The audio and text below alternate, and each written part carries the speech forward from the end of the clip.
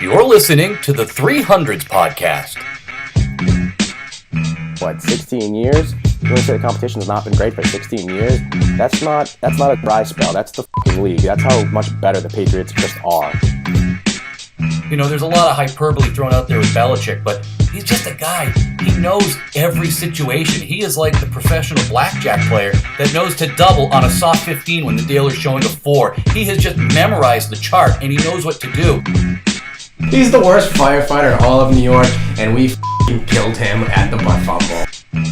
The Sunday that we went to the Brewers game was the most banged up I was the entire trip. Yeah, Twitter can be a cesspool. And then the arena football team folded, and now they were left with this bastard dragon.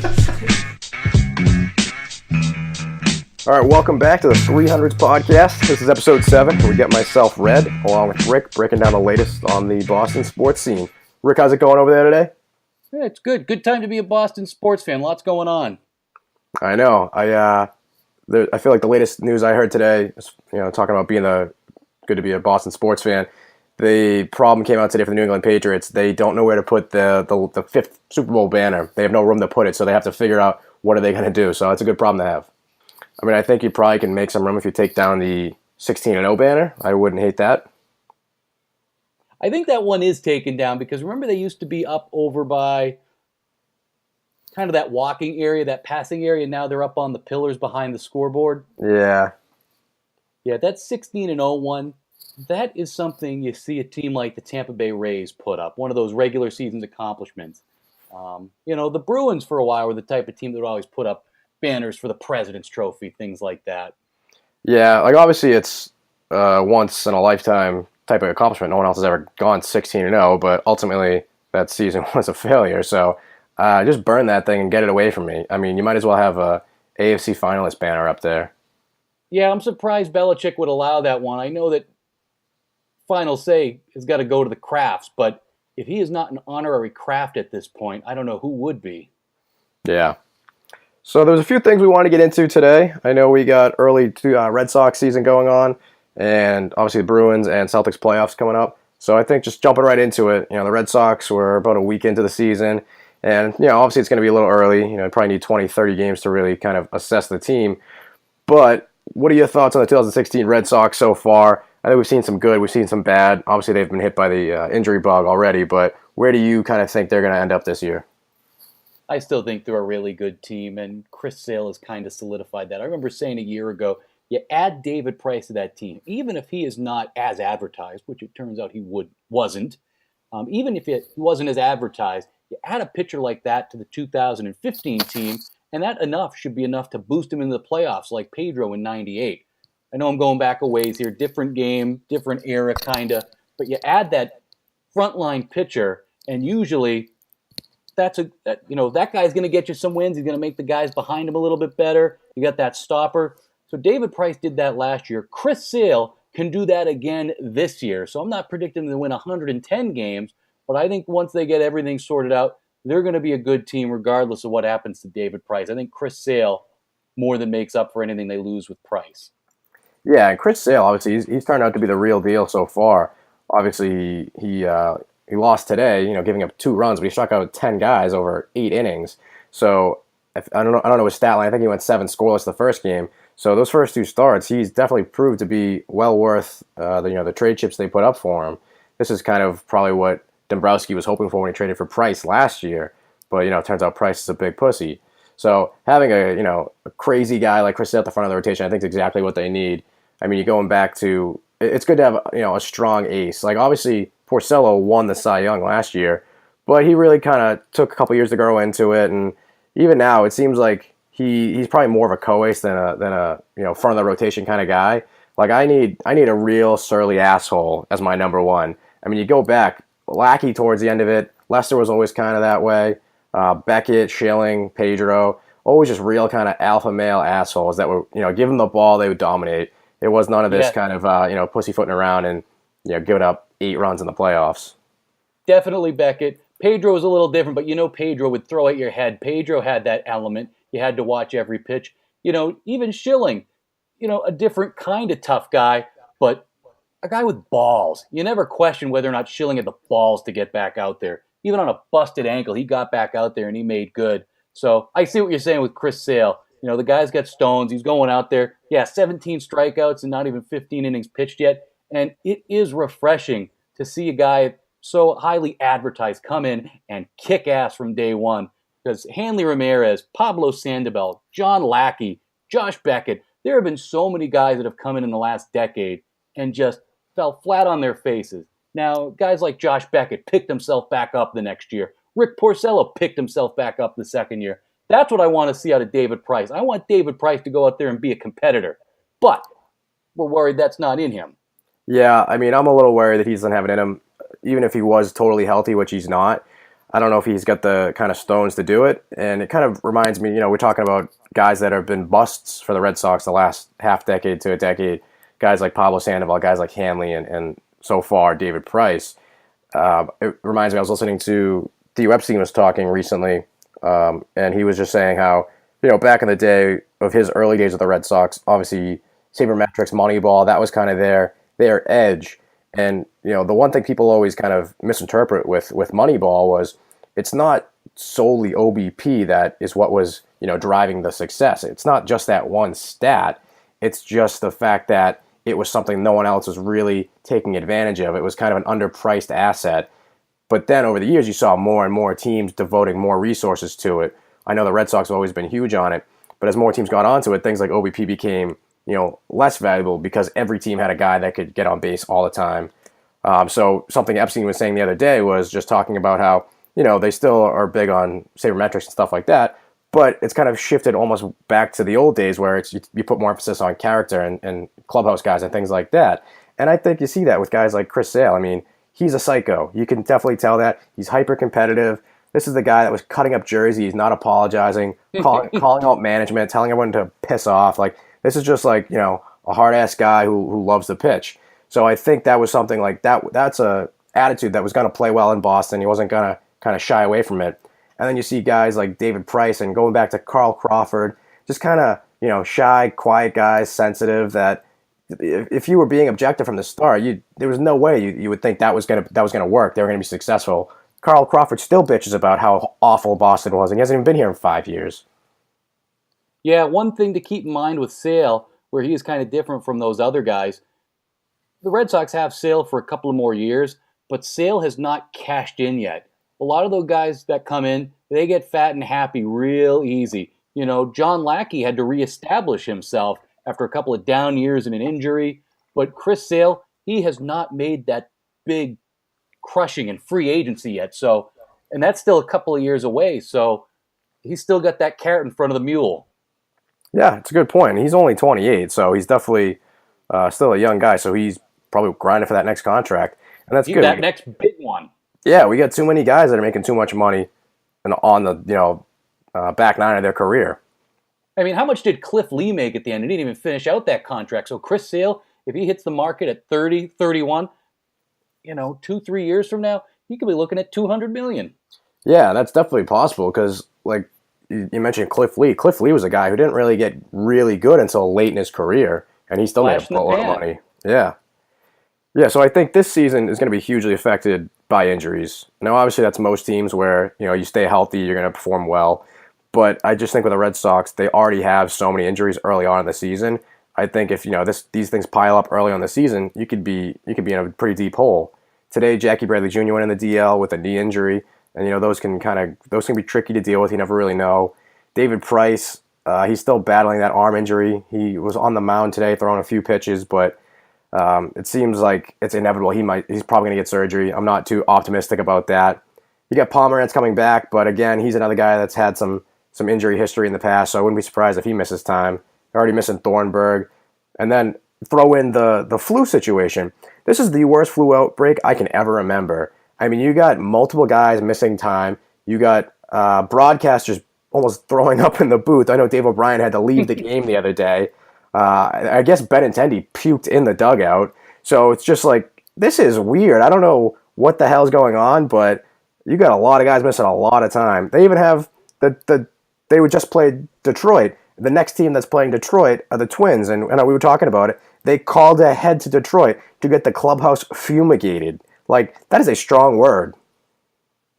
Yeah, and I don't blame them. If it is to the point where it has gotten up to the broadcast booth, it is just strange stuff going on there. It's the worst I can recall seeing in baseball the last couple of years. You hear some real bad stuff going around NHL and NFL locker rooms, and you think about it, NHL guys, those guys going up and down the ice in those helmets and the masks and the jerseys. Football, hockey players, they get a lot sweatier. There's going to be a lot more fluids being shared with the Gatorade bottles and whatnot. But baseball players, they're almost like golfers. Yeah. I mean, it's amazing to see it go around the clubhouse like that. Yeah, I mean, the pitcher's probably the only guy breaking a sweat, so it's kind of odd to see, that kind of an outbreak. There was guys that weren't even making the trip. Now, Dave O'Brien, he left the game in the middle of the 6th inning on Saturday, and I went back and I watched some of that game, and you can tell he's a little tender, not talking as much. I wonder if he was just trying to keep it down until a break in the action and then split. And then Tom Caron had to come in calling the game from Watertown. Yeah, because I turned on the game and I'm like, why is TC in the booth? Is Dave O'Brien dead? So I've done some broadcasting in my day, some college games. I've seen that once. A guy called 3 periods of a hockey game and then split because he had to yak before overtime. And so not a word was mentioned, but one of the other broadcasters on the site just put on the headset and said, all right, Mark had to go run away. We'll get you overtime right now. Puck is dropped and play is on. And we're back. Never happened to me, but it came close one time. I had a sore throat, and I was guzzling bottles of water at a basketball game. And I had to run real quick, and I couldn't wait for the next TV timeout, so I had to sprint to the men's room in a suit during an official replay. I got back to the sidelines in time to say, after review, the call stands. Like, did you ever hear the story? I think it's in Joe Buck's book. He's talking about he had to take a leak, but it was during the game. Milwaukee. So he couldn't get up to go anywhere, so he just pulled up a little trash can and just took a piss on air. I think that was in Milwaukee because they were putting it at the old county stadium, if I get the story right, and that's an ancient stadium. So it's not like these luxury boxes now where, you got toilet 2 feet away. Yeah, respect the game with Joe Buck on that one. So speaking of people getting sick at the ballpark, I know one of the things we wanted to touch on were some of the new concessions over at Fenway. I know there's a few things you're interested in trying out. Well, I don't know if I'm interested in trying them and just to see how much they cost. That lobster poutine, I am bidding $21. I don't think it sounds good, but I think for the sake of science, I have to at least try it. At least take a photo of the menu for me. Or I can take a photo of the guy, getting sick in the bleachers trying it on an 80-degree day. Yeah, seafood at the ballpark never appealed to me. At least Fenway, it's not Cincinnati selling seafood at the ballpark. It is Boston, and I think Boston's trying to make it their thing. But, I wrote it on the website. I used to think, they thought they were so cute when they introduced clam chowder 10, 15 years ago. And, I'm not a fan of soup at the ballpark, but I'll allow it. But lobster poutine, poutine is got to be the fastest growing appetizer in the restaurant business. You didn't see that anywhere 5 years ago. Now you see it everywhere. They're putting lobster on it. They're putting beef. They're putting bacon on it. It's too far. This has jumped the shark. Yeah, I feel like lobster poutine is probably an April thing to sample. I can't imagine having lobster in the middle of July in the bleachers is going to be a hot selling item. Bleachers will turn into Martin's birthday party from The Simpsons. Just can I get a little Epicac on my fries, please? But I promise you this: I will try it for the sake of science. I'll put some content together. I'll take that bullet.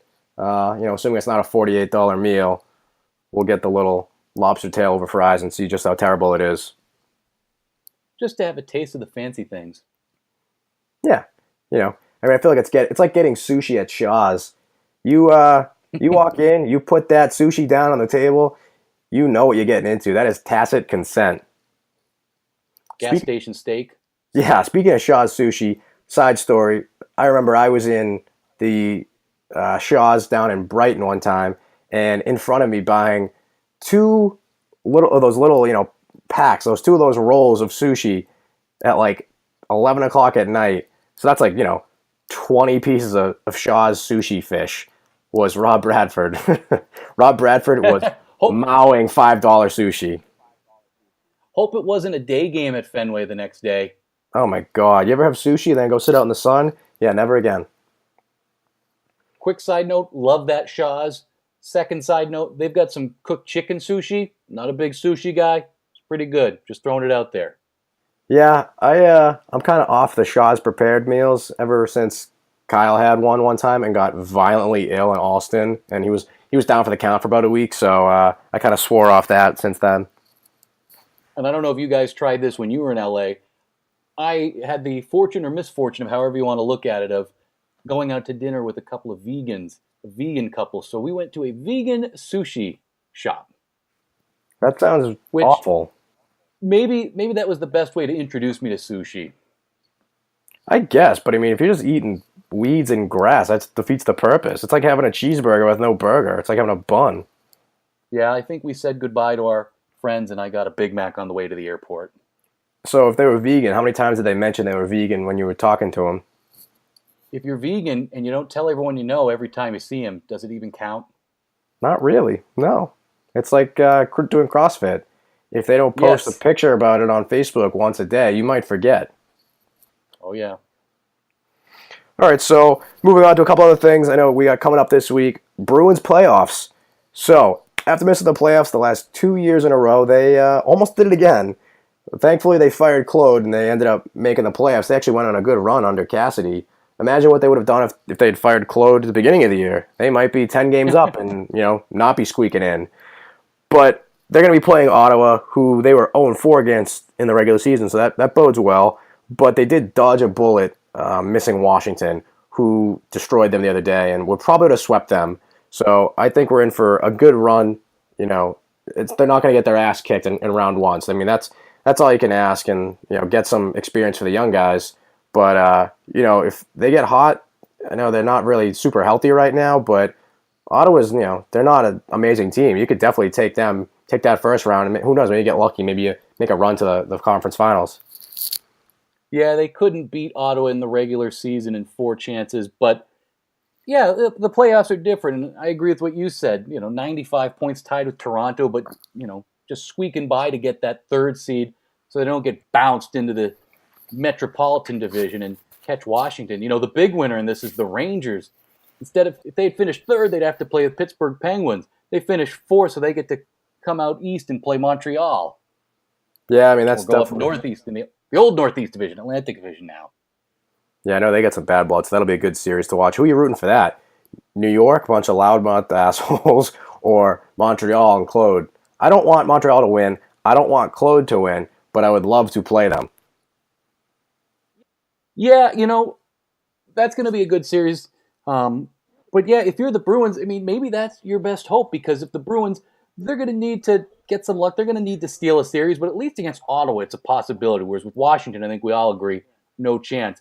But if Boston can get by Ottawa, when you're playing a heated rival like Montreal, they could take Montreal in a 7-game series with all that bad blood. And then, then probably comes the buzzsaw in Washington in the 3rd round. But hey, you're making the playoffs for the first time in a couple of years. You need to take positive steps forward one at a time. And so, yeah, you steal a round against Ottawa and you play a fun series against Montreal. That'll re-energize the fan base, and that'll get a couple of more games for the young guys. I mean, these are basically the Boston University Bruins going into the playoffs. Yeah, I think, obviously them just making the playoffs at all after missing it for the last 2 years is a positive step. So technically anything from here is gravy. I'd like to see them, if not, win the series, at least have, 6-7 game series against Ottawa, because it's definitely a winnable series. And then I know people talk about how Bruins went 0-4 against Ottawa this season, but let me tell you that regular season means nothing. If there's anything that I have experience with, it's this. I remember in college, Quinnipiac was 3-0. It was either 3 or 4-0 against Yale in the regular season. So who they wind up playing in the national championship? Yale. So we said, oh, sweet, cakewalk. Beat our rivals, who we've already beat 3-4 times this year, and we'll cruise to the national title. Nope, they lost 4-0, got their shit kicked, and ended up losing the national title game. So regular season doesn't really mean much when it comes to playoff time. And you know what? I got a worse beat than you. At least Quinnipiac ran into Yale in the national championship game. At least they are on other sides of the bracket. I've been watching college hockey long enough. I saw BU beat BC 4 times in a row in '06, and they got placed in the same regional, and BC smacked them down. And that 11 years later, that 5-0 BC walloping of BU is the worst event I have ever been into in my life. Yeah, I mean, granted, I was, almost a grand in the hole, and I had to take a 8-hour bus ride back, hung over as shit in the back of a bus, but, same thing. And then... Yeah, the ride back's a lot easier with the ring, with the cup. Yeah, and speaking of the Bruins, I know we have a couple updates on some of the players. Marchand, he was suspended for the last couple of games of the season after whacking that dude in the nuts. So, luckily for him, the Bruins ended up dodging the bullet and missing Washington anyways. Not really through any help of their own, but he did hurt the team. If they lost, the last few games they had to play Washington, people would have been pissed off at him. But I think the thing he screws himself he screws himself the most. The guy ends the year with 39 goals and just misses 40 goals yet again. This is the second year in a row. It's like he's way on pace to hit 40. You're like, oh, this is awesome. We're going to have another 40-goal scorer. And he had 37 last year. He kind of lost some steam. This year he got kind of cold in the middle, and then he got suspended at the end. So he finishes with 39, so just misses it. And, obviously that's not a huge difference, but a 39-goal scorer is a lot different than a 40-goal scorer. So that honor still belongs to the immortal Glenn Murray, who was the last Bruin to score 40 goals in '02. Unreal.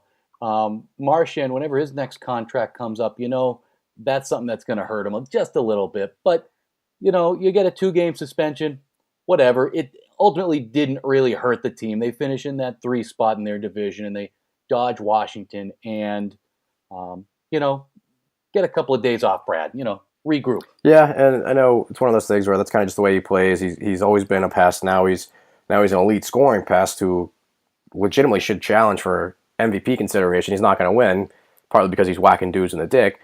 But, putting up 40 goals, that's not something anyone really expected from him a couple of years ago. So you combine that with Pastrnak, who almost scored 40 goals himself, and, you get a nice little 1-2 punch. And then we start bringing in the young guys. I know you talked about the BU Bruins. And we had...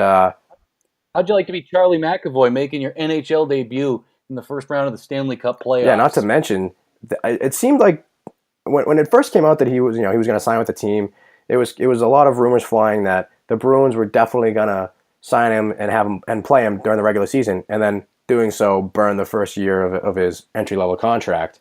So I know that they were kind of talking about that's just kind of the price of doing business, which, not a huge fan of because you just waste a year for a couple of games. But then they didn't play him in the regular season, and then you got injuries to Krug, and then you got injuries to Carlo. So that's 2 of your top 6 defensemen that are already out. So now they kind of had to force their hand and bring McAvoy up, and yeah, he's going to be starting his first game in the playoffs. So best of luck, kid. Welcome to the big leagues, kid. 19 years old, 6 feet tall, 200 pounds. You just hope he doesn't run into a guy like Zdeno Chara on the other team. Yeah, and from everything I've heard, he looks really comfortable. Obviously, he's a super talented player, and he's probably going to slide into that Krug role. It kind of sucks. Krug is day-to-day with a knee injury, which probably sounds like hockey bullshit for I'm not going to play again until next year. So we'll see. But yeah, 19-year-old stepping into the Bruins starting lineup. So it'll be a good preview. It'll be a good experience for him. And then, probably step into a more prominent role next year, but it'll be interesting to see just how good the kid is and see if some of these draft picks start panning out after everyone's been shitting on the Bruins for, mismanaging the team the last 3 years. Yeah, but he might not be out there totally alone. JFK for his backup. Carlson will be out there too. Other ComAv product. Yeah, I'm torn on what nickname he should get. On one hand, you got JFK, which is a pretty solid Boston nickname, but then on the other hand, he's Forrest Baca. I'm like, I'm always going to call this guy Chewbacca. So, Chewbacca on skates, JFK, I don't know. We got to find something that sticks. And then Clayton Keller, the other BU guy out in Arizona now. BU turning into Kentucky at college hockey. Yeah. Well, I remember, who was it? What was it? Ray Bork's son back in the day, who was like one of the one and dones? Chris. Yeah, Chris Bork, one and dones. He was like one of the first quadruple A specials. One of those guys who was way too good for AHL, but just not good enough for the pro level. Yeah, of course, Eichel winning the Hobey Baker a couple of years ago at BU. Now out in Buffalo, he might have had a worse weekend than Brad Marchand. He finished 11th. He missed $2 million. He finished 11th in points per game. He was .01 behind 10th place. Tough break, bud. Brad Marchand actually 6th on that list, 1.06 points per game. But yeah, tough weekend for Eichel. $2 million down the drain. That's a bad beat. Yeah, I feel like what we're in right now with the NHL in particular is finally a young resurgence. I mean, for the longest time, it's just really been Crosby, Kane, Taves, and, not really a ton of other young guys that you can name. And then now you get Connor McDavid, just crossed over 100-point threshold. What is that kid, 19, 20? So you start seeing a lot of the younger guys really coming on strong, and hopefully the next wave of young guys that are going to be successful. And hopefully somewhere on the Bruins, because it looks like they're lining up pretty well. As much as everyone's shit on their drafting, now we're really going to start to see what's panning out. I know Carlo's looked good. I mean, Spooner and Vetrano kind of have fallen off a little bit, but Pasternak's been a stud. That guy's going to be perennial 30-goal scorer. Give him a couple more off seasons to get a little older, a little bit stronger, and he's going to be a beast. Yeah, you just hope some of these young guys stick around. Obviously, Michael, those guys are sticking around, but a lot of the guys that come out of the U.S. college programs, they play a couple of years and they bounce around. Yeah, let's hopefully some of them stick. Yeah, I mean, that's another thing. McDavid being an American, that's got to be huge for hockey. I know hockey is a very niche fan base. Either you love it or you don't. But don't tell me having a young American guy wouldn't help American fans get into it a little bit more. Yeah, and even if they're not American, but if they're American college hockey players, that helps broaden the fan base too. Yeah, I think that's a good point. It's obviously with college, with football in particular, it's so much easier to follow along because you see the guys in college, you follow them at the top programs, they go to the NFL, so you kind of invested in those players. Baseball a little bit, basketball a little bit, but yeah, with NHL, the best guys are usually coming from other countries. They're coming from juniors, so usually it's like, who the hell is this guy? I have no idea. Well, baseball's tough because they're at the top of their game in the College World Series, and then they go into the witness protection program of minor league baseball where no one knows your name. Jackie Bradley Jr. was a big player at South Carolina, but how many years was he bouncing around? Not bouncing around, but it took him a couple of years to get up on the big league squad with the Red Sox. So, yeah, I mean, even the studs in college baseball, it is very rare for a guy to zip to the major leagues. Well, that's why it's funny with the Red Sox. You see these, we got Mookie Betts, you got Jackie Bradley, you got all these young draft picks, you get Xander Bogaerts. Like, the team's finally doing something right. No, most of these guys are still Theo guys. Theo's got a 15-year reign over this team of guys that he brought in or drafted or scouted, and then Charrington kind of doing the same thing. So, still kind of working off of his blueprint. So, another team that is getting ready for the playoffs are the Boston Celtics. Now, they're still challenging for the 1 seed. They got a couple games this week that'll, we'll see if they can scoop it up. I don't think it makes much of a difference, really more so than just to have that kind of title of, we got the 1 seed. It's not going to make a big difference in basketball. But with that being said, from where they were just 3-4 years ago to where they are now, they're not going to win a title, but going from a lottery team to being potentially the number 1 seed in the East, that's a pretty great turnaround in a pretty short period of time. So people say, Danny doesn't get any criticism. I'm like, well, he's done a pretty good job. Yeah, and that might be the toughest way to improve in the NBA. I mean, a lot of the times you go from worst to first because you swing a big trade like the Celtics did in 2007, or LeBron James goes back to Cleveland. It is tough to inch your way up. I mean, it's the old Washington Bullets problem. If you're always going to finish 7th or 8th, you're always going to finish 7th or 8th because you usually have to bottom out completely to restock your system with those great high draft picks. Celtics probably look at the lottery and say, F that, we get screwed every year anyways. Let's just build it the hard way. Yeah, I mean, if they get bounced in the first round again, then no one's going to really give a shit how much progress they've made. But yeah. But I think they can win a round this year. And you mentioned, does it matter if they finish first or second? Well, right now they're slated to play Indy. They're 3-0 against Indiana this year. So, the way I look at it is maybe it's a tougher second round matchup if you have to play Toronto, if it works out that way.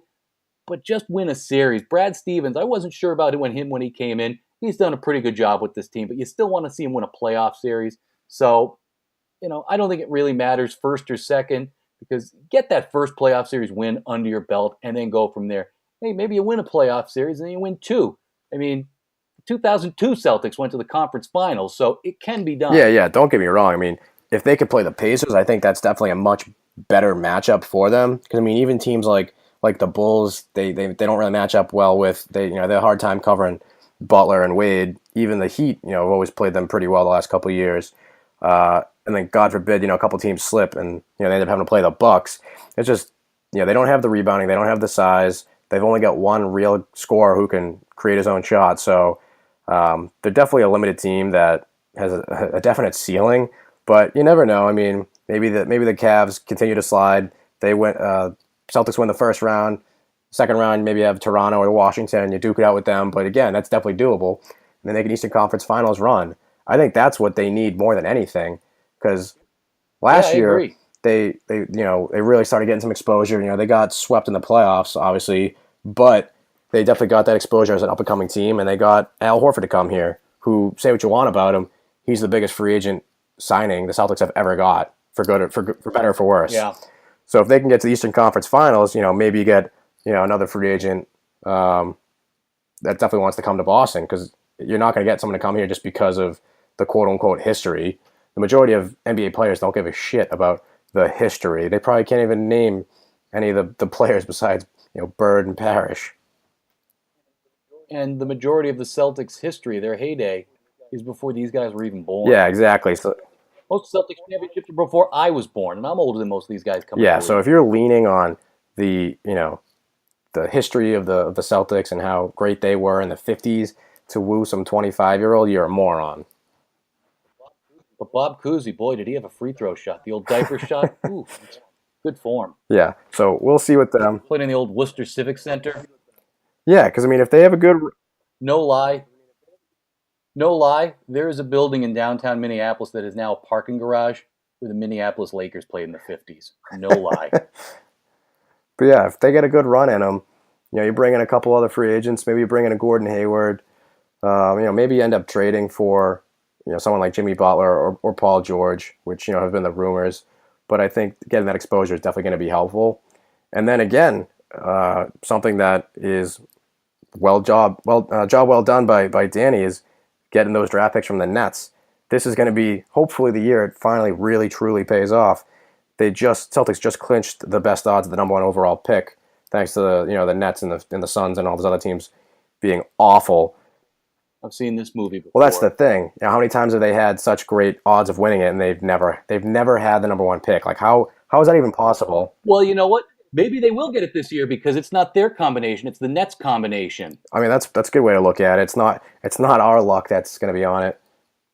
Who are we going to have repping it this year? And the Nets have had bad luck lately, so maybe they will win it for us. I mean, it must suck being a Nets fan. You guys just gave away half a decade of draft picks for a season and a half of Kevin Garnett and Paul Pierce. I mean, 2 39-year-olds or something like that. They were... I don't know how anyone in their right mind... I mean, Danny must have said yes and slammed the phone. Always hang up after you get the answer you want. He's probably pissing his pants laughing at that trade. Yeah, that's going to be a phenomenal 30 for 30 if the Celtics ever turn it. Well, you know what? I want it to be like the Herschel Walker trade of professional basketball. It's just they haven't gotten anyone yet to kind of put that wheel in motion. That's the thing. They've got this offseason and they got next offseason to nail a home run with it. Whether you draft, Lonzo Ball or Fultz or whoever it is at 1 or 2 overall and they turn out to be a stud. Or you end up swinging... Troy Aikman, Emmitt Smith, or the Cowboys in the 90s. Or you end up swinging it for another stud you wouldn't have gotten otherwise. Because if you keep drafting these shitheads who, you get a stash overseas because they're not good enough to play here yet, then great, you got all these draft picks that you did nothing with. So if they could just get one home run out of those, 3 top draft picks or 4 top draft picks they got out of the Nets, that's going to be a phenomenal 30 for 30. I'm waiting for it. We've already got one with the Pats. Where are we going to put that 5th banner? That might be a 30 for 30 for HGTV. Gillette Stadium home decorating edition. That's a good point. I'm sitting in my second bedroom looking around, and I got my Red Sox World Series stuff up. I got my Bruins Stanley Cup champs, and then I got tons of Patriots champ stuff up. So I know, people like Kyle and our friends from other cities are gonna, burn the website down hearing shit like this, but it's a good problem to have. I mean, I'm running out of space. I gotta squeeze in some banners somewhere in the corner. Got to put on an addition to the man cave. And it's one of those things, like I remember Bill Simmons used to talk about it every time, or anytime your team wins a title, you have to buy everything, whether it's the T-shirt, the hat, the poster, the banner, because you never know when the next one's going to be. And obviously, we've had a phenomenal run the last 15 years, but you never know when that ends. So until then, I'm buying all that shit. And I agree with that 100%. I remember I got the Red Sox 2004 World Series cap in 2009. I think I saw it at TJ Maxx 5 years later. I said, I got to have this. And every time they win now, I think I've said this here before, I go to Bob's, I get the hat. I'm a grown-ass adult now. I can afford $25 for the hat. It's once a year, better that than 4 beers at the 99. You don't go to that many games, buy the hat, stash it away. Hell, if you have kids someday, give them the shirt. I would kill to have an 86 Celtics t-shirt right now. Like it's always a great thing to have years later as you go with time. But it's one of those things where, you wait 6 months, you wait a year, good luck finding one. You might luck out like you did, seeing it at a Marshall's years later. But if you don't, 5 years later, I couldn't believe it. But if you don't, you want that hat, all right, $100. So I'd rather just spend the $20, $30 now and just stash it away and just have it as memorabilia. Agree 100%. One hat I wish I had, 2005 opening day, Boston Red Sox, the gold trim. We'll be on the lookout for that. Yeah, still. I made sure I bought the 2014 opening day. I got the Red Sox hat with the gold trim on it. It's the same exact hat as the other Red Sox hat that I have, but I said the same thing you said. You know what? I'm a grown-ass man. If I want a $35 hat that looks just like my other hat, I'm going to fucking buy it. Hey, I won't eat tonight. Fine. Buying the hat. Leave me alone. I'm a man. I could have saltines and ketchup tonight. Speaking of the Pats, I know the hot rumor today that I wanted to talk about was there was a rumor going around. So, Marchand Lynch has been debating coming out of retirement, I guess. He's been talking to the Oakland Raiders about potentially going there. Being from Oakland, it makes sense, but I still didn't really 100% buy it that he'd be coming out of retirement. And also, it's not something that he can just do. The Seahawks still own his rights, so they need to either release him or trade him. So it's kind of been, remains to be seen what's going to happen with that. But then Jeff Howe tweets out today that if it doesn't work out with the Raiders, Marshall Lynch is actually interested in potentially joining the Patriots.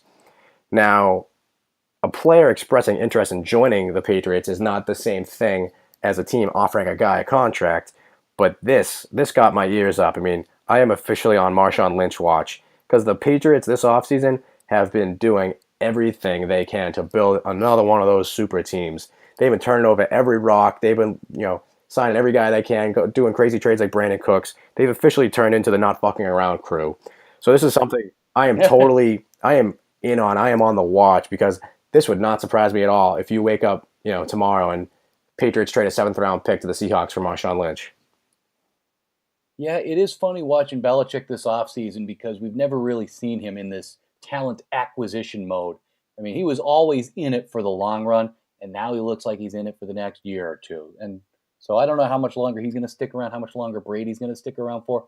I've always said, I think Belichick wants to do 1 year after Brady just to try to really put his mark on the league to show it wasn't just Brady all along. But regardless, it looks like he's playing for the next 2 years now. Was, that 2006 season that might have cost Brady a championship when he couldn't get a damn receiver. Yeah, I totally agree because it definitely is a little bit different from the way they normally do it where, they haven't really sacrificed anything for the future, but they have been a little bit out of character with the huge contract they gave to Gilmore. That's the first real big free agent money they've given out since Adelius Thomas, once that blew up in their face. So you got Gilmore, you going after guys like Brandon Cooks, trading first round picks for receivers. That's something Belichick never does. They're in on every big rumor, whether it's Richard Sherman, now it's Marchand Lynch. They were even talking to Adrian Peterson. But, bringing in guys left and right, building another super team. So this is one of those things where I think you're right. I think he does want to try and win one without Brady, but why sacrifice that now? Why not win another one now if you can? Yeah. I think the one thing that really pisses Belichick off the most is the 18-1. I think he's gearing up to try and go 19-0 again because that's the one that got away. And you saw how good they were last year. If they can be that same team with Brandon Cooks, with maybe, a Marchand Lynch, say they add Richard Sherman, what's to say they can't do it? And there's rumors coming out that they might have an easy schedule. Yeah, I mean, and I think one key to that is Gronkowski. I think Gronkowski, besides Brady, has been the best player on this Patriots team the last 15 years. If they can keep that guy healthy for 17 weeks in the regular season, at least two Hall of Famers on that offense, I don't think it's impossible. And I think Patriots might be the only team that could do that because they've got the only coach that knows how to turn those distractions down. Yeah, they won the Super Bowl, and they have the best tight end in football coming back next year. So, you set up them in a, even if it's two tight end set, you got Gronkowski, you got Dwayne Allen, who they brought in, who I'm a big fan of. You got Chris Hogan, you got Edelman, you got Brandon Cooks. Then you also, you have depth guys like Danny Amendola if he sticks around. You got James White. If you bring in a guy like Marshawn Lynch, I mean, this is a stacked team with Brady, finally having the quote-unquote weapons. The guy probably walks around saying, if you 0-6 me again, I'll fucking kill you. I could quit right now if you'd like. Yeah, so it seems like they're gunning for it. So this is going to be an exciting time. The next year, they're going to be even better, which is just an insane thing to say after winning a Super Bowl. Embarrassment of riches. So I think that's all we want to talk about this week, unless you got anything else you want to add. I think that's all we got. We got a packed schedule this week. Going to be flipping over everywhere on the TV, trying to find Celtics, Bruins, Red Sox. I love this time of year. 3 games in a night. Yeah, this is definitely going to be a busy time, so I think we're going to try and fire out a couple of more consistent podcasts with all the extra games, all the playoff games going on. So there's going to be a lot going on. And I don't know if it's going to be possible. I'm going to try to get to the marathon this year. Haven't been since 2013, but I don't know if you're going, but it's a great event. I'll be there on ComAv somewhere. I was at the Red Sox game last year, and it was awesome. That was the first Marathon Monday game I've been at, and that's one of the best traditions in Boston. That 11 a.m. start time. It's such a odd little quirk that they have to kind of get that in before the marathon, and then it's tuning up that I don't know if it's official, but there might be a Bruins home playoff game that night, so it could be a wacky day in Boston. Great day. So, all right, be on the lookout for some Sam Adams 26.2 that day. Great rare beer you can only get around this time of year. So, on the road. I'll be on the hunt for that. All right. Well, thanks for joining us. This is another episode of 300's podcast. We'll see you guys next time.